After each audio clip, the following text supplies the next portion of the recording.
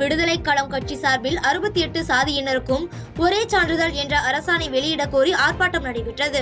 கரூர் மாவட்டம் வட்டார போக்குவரத்து அலுவலகம் அருகில் விடுதலை களம் கட்சி சார்பில் 68 சாதியினருக்கும் ஒரே சாதி சான்றிதழ் அரசாணை வெளியிட கோரி மாபெரும் கோரிக்கை ஆர்ப்பாட்டம் நடைபெற்றது. 2021ஆம் ஆண்டு தேர்தல் பிரச்சாரத்தின் போது 2024ஆம் ஆண்டு நாடாளுமன்ற தேர்தல் அறிவித்த நாள் அன்றும் முதல்வர் சிறுபான்மையருக்கும் ஒரே ஜாதி சான்றிதழ் வழங்க உத்தரவிட்டும் இன்று வரை எந்த ஒரு அரசாணையும் பிறப்பிக்கவில்லை என ஆர்ப்பாட்டத்தில் முழக்கமிட்டனர்.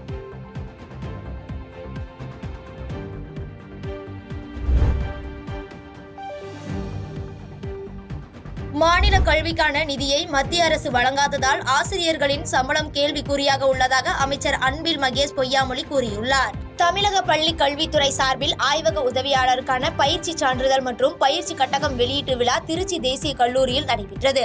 இதில் கலந்து கொண்ட பயிற்சி பெற்ற 3020 ஆய்வக உதவியாளர்களுக்கு பள்ளி கல்வித்துறை அமைச்சர் அன்பில் மகேஷ் பொய்யாமொழி கலந்து கொண்டு ஆய்வக உதவியாளர்களுக்கான பயிற்சி சான்றிதழ் வழங்கினார். பின்னர் செய்தியாளர்களுக்கு பேட்டியளித்த அவர், மாநில கல்விக்கான நிதி இந்த வருடம் 2150 கோடி வழங்காததால் மாணவர்களின் கல்வி மற்றும் ஆசிரியர்களின் சம்பளம் கேள்விக்குறியாகி உள்ளது என்று தெரிவித்தார்.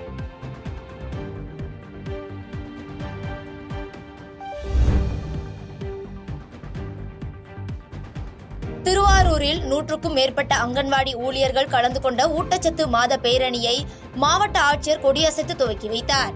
திருவாரூர் மாவட்ட ஒருங்கிணைந்த குழந்தை வளர்ச்சி திட்ட அலகு சார்பில் ஊட்டச்சத்து மாதத்தை முன்னிட்டு ஊட்டச்சத்து மாத விழிப்புணர்வு பேரணி திருவாரூர் நகராட்சி அலுவலகத்தில் மாவட்ட ஆட்சியர் சாருஸ்ரீ தொடங்கி வைத்தார்.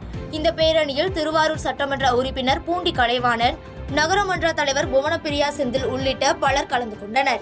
இந்த பேரணியில் மாவட்டம் முழுவதும் உள்ள 100க்கும் மேற்பட்ட அங்கன்வாடி ஊழியர்கள் மற்றும் ஒருங்கிணைந்த குழந்தை வளர்ச்சி திட்ட அலுவலர்கள் உள்ளிட்ட பலர் கலந்து கொண்டனர்.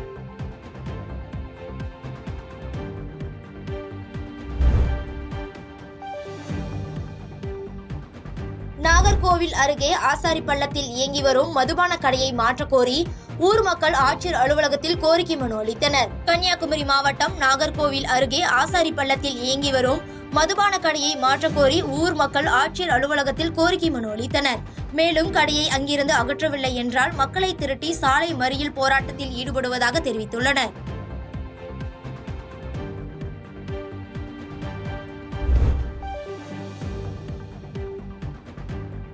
பேருந்து நிறுத்தத்தில் ஓட்டுநர் பேருந்தை நிறுத்தாமல் சென்றதால் பள்ளி மாணவர்கள் அரசு பேருந்தின் பின்பக்க கண்ணாடியை உடைத்ததால் பரபரப்பு ஏற்பட்டது. கள்ளக்குறிச்சி மாவட்டம் கன்னியாகுப்பத்தில் இருந்து உளுந்தூர்பேட்டை நோக்கி சென்ற அரசு பேருந்தில் அளவுக்கு அதிகமான பயணிகள் இருந்ததால் காட்டு நெமிலி பேருந்து நிறுத்தத்தில் பேருந்தை நிறுத்தாமல் ஓட்டுநர் சென்றதாக கூறப்படுகிறது.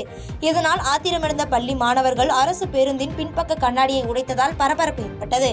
இதுகுறித்து தகவல் அறிந்து வந்த உளுந்தூர்பேட்டை போலீசார் கண்ணாடியை உடைத்த நபர்கள் குறித்து விசாரணை மேற்கொண்டனர். அப்பொழுது அரசு பேருந்து தொடர்ந்து காட்டு நெமிலி கிராமத்தில் நிற்காமல் சென்று வருவதாக கூறி போலீசாரிடம் வாக்குவாதத்தில் ஈடுபட்டனர். இதனால் அப்பகுதியில் பரபரப்பு ஏற்பட்டது. பாதகம் செய்பவரை கண்டால் நாம் பயங்கொள்ளலாகாது பாப்பா, மோதி மிதித்து விடு பாப்பா, அவர் முகத்தில் உமிழ்ந்து விடு பாப்பா. அண்மை செய்திகளை உடனுக்குடன் தெரிந்து கொள்ள இணைந்திருங்கள் இயம்நாடு தொலைக்காட்சியுடன்.